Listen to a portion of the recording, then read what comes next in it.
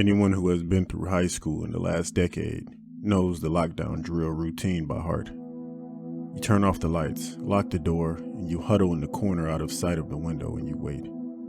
You're taught that a locked door is an unbreakable shield. I believed that right up until my senior year. It was a Tuesday block period, late in the afternoon. I was in the library during a free period with about 10 other students and our librarian, Mrs. Gable. We were scattered at different tables, enjoying the quiet. Then the intercom cracked on with a loud burst of static. It wasn't the pre-recorded, calm, automated voice we were all used to. It was our principal. He wasn't using his authoritative school assembly voice. He was hyperventilating. "Hard lockdown." He grasped in the mic, his voice shaking so badly he could barely form the words.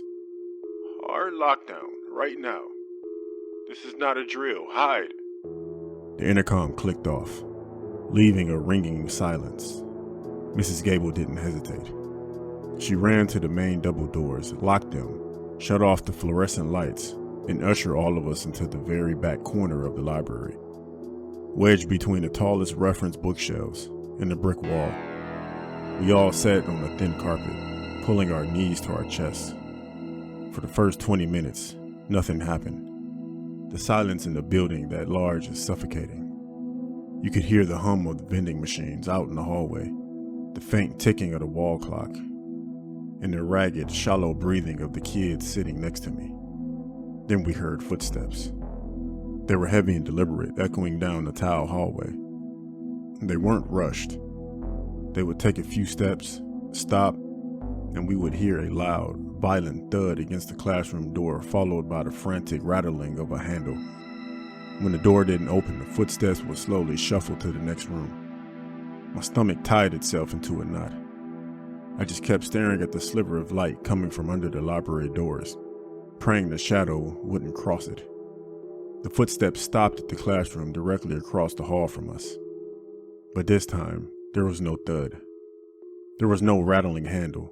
Instead, we heard a loud, metallic jingling sound. It was keys.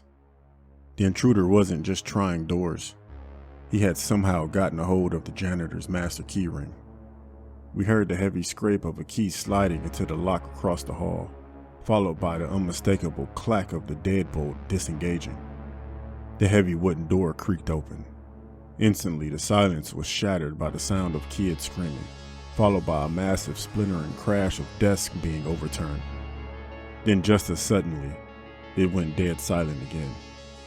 A minute later, the heavy boots walked out of that classroom. The shadow fell across the gap under the library doors. He was standing right outside. I stopped breathing entirely.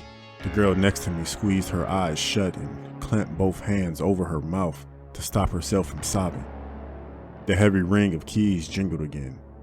We watched through the narrow gaps in the books as a hand pressed flat against the glass of the library door. He heard the metal on metal scraping as the key slid into our lock. It took him a second to find the right one. He wiggled it, and then the deadbolt clicked open. The double doors slowly swung wide, their hinges whining in the quiet room. A tall figure stepped into the dim light of the library. We survived only because he took a step toward the computer lab section first, and a SWAT team breached the hallway stairs 10 seconds later, screaming commands and tackling him into the glass display cases before he could round the corner to our aisle. I don't really want to go into the rest of it, but we all lived, and he was taken to prison. That was the day that my school went into lockdown.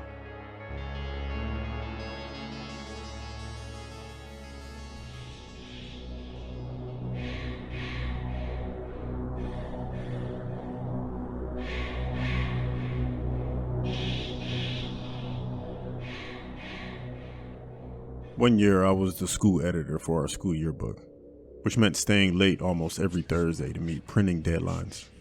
It was around 6:30 p.m. late November, so it was already pitch black outside. The school was completely empty except for me, my friend Sarah, and our journalism teacher, Mr. Davies. We were in the journalism lab, which is situated at the absolute dead end of a long, isolated hallway on the second floor. We were laughing about a blurry photo when the strobe lights in the hallway suddenly started flashing violently. A second later, the automated lockdown siren began looping over the PA system. Because it was after hours, Mr. Davies didn't assume it was a drill. He immediately lunged for the door, threw the deadbolt, and slammed his hand against the light switch. He aggressively motioned for Sarah and me to get under the massive wraparound computer desk in the back corner of the room. We crawled under, tangled ourselves in computer wires, pressing our backs against the cold cinder block wall. Mr. Davies crouched down in front of us, shielding us with his body. We sat there in the pitch black for what felt like an eternity. The only light was the harsh, rhythmic flashing of the strobe light out in the hallway, bleeding through the narrow window of the door. After about 15 minutes, the silence broke. It was a low, cheerful whistling, echoing down in the empty second-floor hallway. It was a tune I didn't recognize, slow, methodical, and completely out of place. Along with the whistling was a soft dragging sound, like a metal scraping across the floors. The whistling grew louder until it stopped directly outside our door. I expected the door handle to jiggle. I braced myself for the sound of someone trying to force their way in. But it didn't happen. Instead, we heard the soft, dry rustle of paper.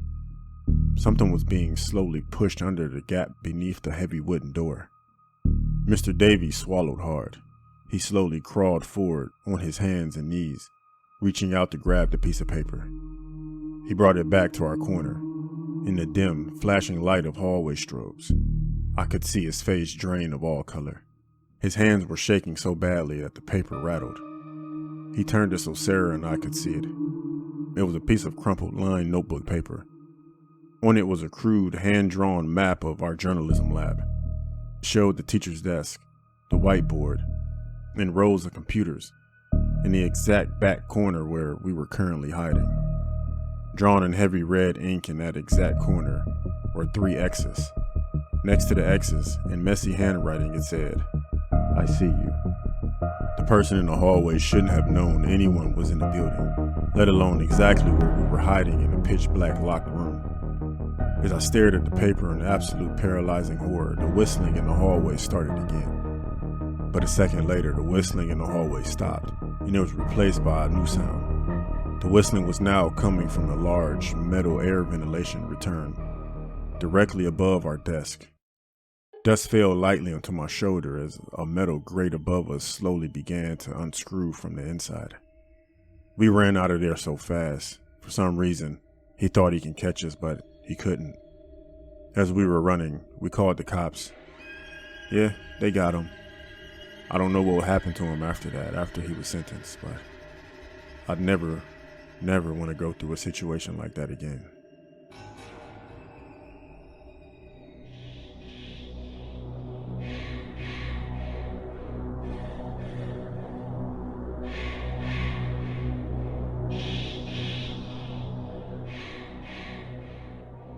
My sophomore year, we had a massive pep rally during the first period of the day.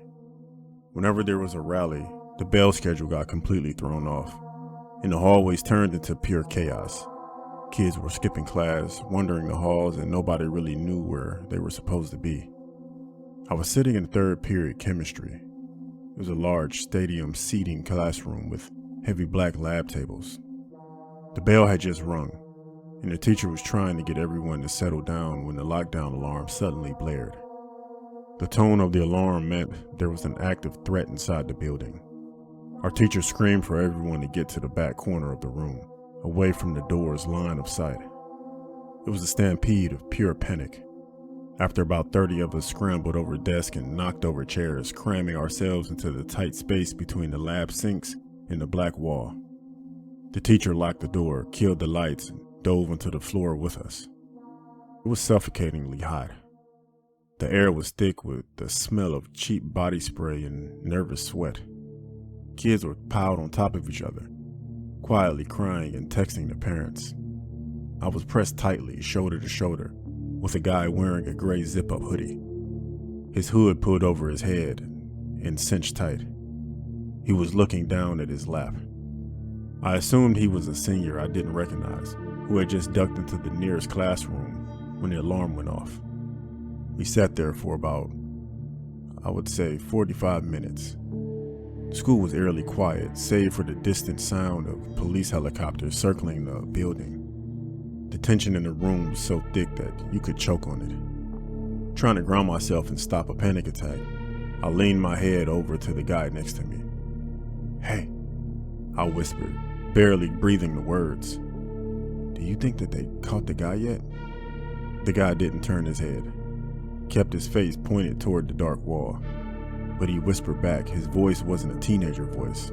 It was deep, gravelly, and incredibly calm. What he said was, "They aren't going to catch him." My stomach completely dropped. The hair on my arm stood straight up. I slowly turned my head to look at him closer. In the faint sliver of light coming through the window blinds, I could finally see the side of his face. He had a patchy, unkempt beard. He had deep, weathered wrinkles around his eyes, and a crude, faded spiderweb tattoo on the side of his neck. I smelled stale cigarette smoke, and something metallic coming off his clothes. He wasn't a student. He was a grown man, at least 45 years old. When the lockdown alarm had gone off, he had been walking down our hallway. Amidst the absolute chaos of the terrified kids running in every direction, he had just slipped into our classroom, blending in with the crowd. And our teacher had unknowingly locked the door, trapping 30 of us in the pitch black in an inescapable room with him. He slowly unzipped his jacket pocket. I heard the heavy, distinct metallic click of a 6-inch folding knife locking into place. "Don't move," he whispered at me.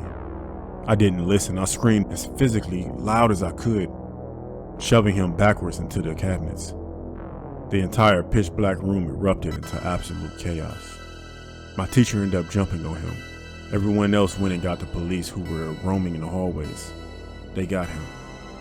Come to find out, he was actually a parent of one of the kids. He was a divorced dad. He wanted to get his kid back, but he couldn't. Because of that decision of him not being able to get his kid back, he blamed it on the school. So he came up there to cause problems, as you see.